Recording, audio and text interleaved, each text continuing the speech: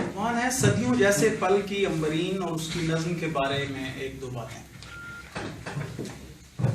کون بتائے ساری عمر جو اتنے منظر ان آنکھوں سے گزرے ہیں، دھوپ کی اجلی چادر پر لہراتے منظر، شام کی کالی شال میں لپٹے سمٹے منظر، اجلے منظر، بھیگے منظر، بوجھل منظر، پورے اور ادھورے منظر، کمرے کے روشن دانوں میں پنکھ ہلاتے کھڑکی کے شیشے سے آگے گرتے منظر، دھند میں رستہ ڈھونڈتے خود کو کھوجتے منظر، ساتھ سمیٹ کے لے جاتے ہیں دیکھنے والی کتنی آنکھیں، اور ہر آنکھ کے اندر سمٹی جادو نگری. کون یہ پوچھے اتنے سارے خواب اور لمحے، اتنی دکھ سو کتنی آنکھیں، اپنے دامن میں بھر بھر کر کون سی اور لیے جاتے ہیں. کتنے منظر سے موسوم یہ نظم میری نظر میں عنبرین صلاح الدین کی اس کتاب کی ان چند نظموں میں سے ہے جو اس کی شاعری کے ہر ایسے محتاط انتخاب میں شامل ہوں گی جو ایک مکمل معنوی تناظر اور فکری و فنی خوبصورتی کو بنیاد بنا کر کیا جائے. یہ نظم پڑھتے ہوئے قاری بجا طور پر زندگی کے مختلف رنگوں کے یکجا ہونے کے وسیع و بسیط تجربے سے گزرتا ہے، اور رنج و خوشی، تنگی و فراخی، شادی و ماتم جیسے باہم متضاد لیکن ایک دوسرے کے لیے لازم و ملزوم کیفیتوں کو ایک ساتھ محسوس کرتا ہے. دوری کے ایک دھندلے پل میں پھول کی ایک ایک پتی توڑ کے طاق میں رکھی، خوابوں سے تعبیر نکالی. اسی طرح ایک اور نظم دریچہ کے یہ ایک دو مصرے دیکھیے. افلاک سے لٹکے ہوئے دھندلے تارے منتظر آنکھوں میں آ گرتے ہیں لمحہ لمحہ، گونج اٹھتی ہے کہیں رنج میں ڈوبی آواز، صبح کا راز عیاں کرتا یہ پہلا پنچھی. اچھا یہ سطریں سنیے ذرا اور سر دھنیے. بس ویسا روپ ہے سائیں میرا جیسے مجھے جیسا چاہیے تو، مجھے دیکھے بات کرے تو میں گل رخ مہوش مہرو، تیرے لہجے کی نرمی سے ملے میرے سانسوں کو خوشبو، من بہتے می کی سرگوشی تن جنگل کا جادو. اسی طرح ایک اور نظم تیری آواز کا مرہم، اس کا ٹکڑا دیکھیے. جو ایک لفظ بھی بولے گا تو میں قید کر لوں گی، تیری آواز کو مٹھی میں بھر لوں گی. تیری فرقت کا موسم جب میری کھڑکی میں اترے گا، تیری آواز کا زیور پہننے کے لیے جب کان ترسیں گے، ٹھٹکتا دم بخود وہ وقت آئندہ کے در سے آ کے جھانکے گا.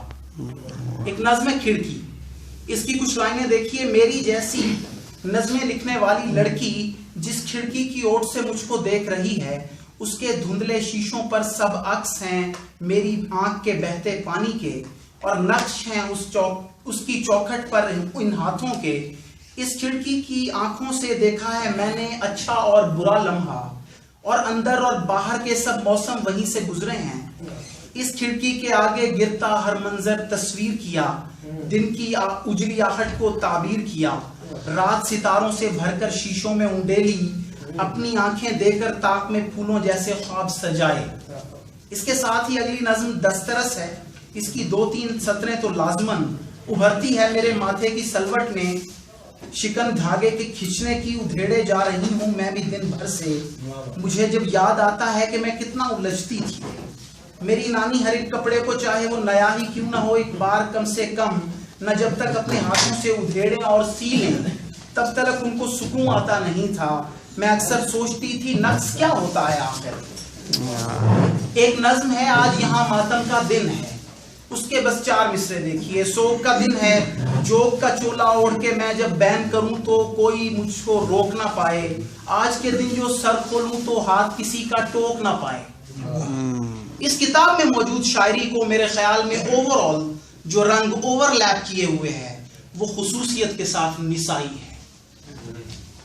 بیشتر حکایت ہونے والی کیفیات اور ترسیل میں آنے والے احساسات نسائی نوعیت سے متعلق ہیں.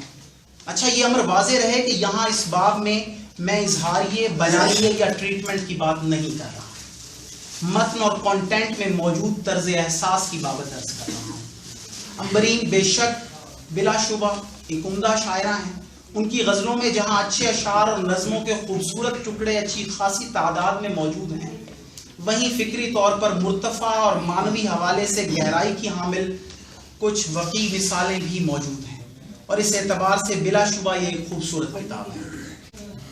جیسا کہ میں نے پہلے عرض کیا کہ بحیثیت مجموعی یہ مجھے کولاج لگی، ایک ایسا کینوس جس پہ انواع و اقسام کی چیزیں یکجا و یکجان ہیں، مختلف رنگوں کے سٹروکس، دھیمے بھی، لاؤڈ بھی اور ایمفیٹک بھی، مختلف طرح کے لفظ، قریب کے بھی اور دور کے بھی، چوڑیوں کی کرچیں بھی، اخبار کے تراشے بھی، برسوں پہلے موصول ہونے والے پرانے پوسٹ کارڈوں کے ٹکڑے بھی، پتوار کر پھینک دینے کے بعد پھر سے اٹھا کر سینت سنبھال لی ہوئی تصویروں کے پرزے بھی، بے نام خطوں کے مضمون بھی اور بے عنوان مضمونوں کی سطریں بھی، شعروں کے مصرے بھی اور مصروں کے ٹکڑے بھی، اور یہ کولیج اچھا ہے۔ بہت بہت مبارک ہوں بھائی۔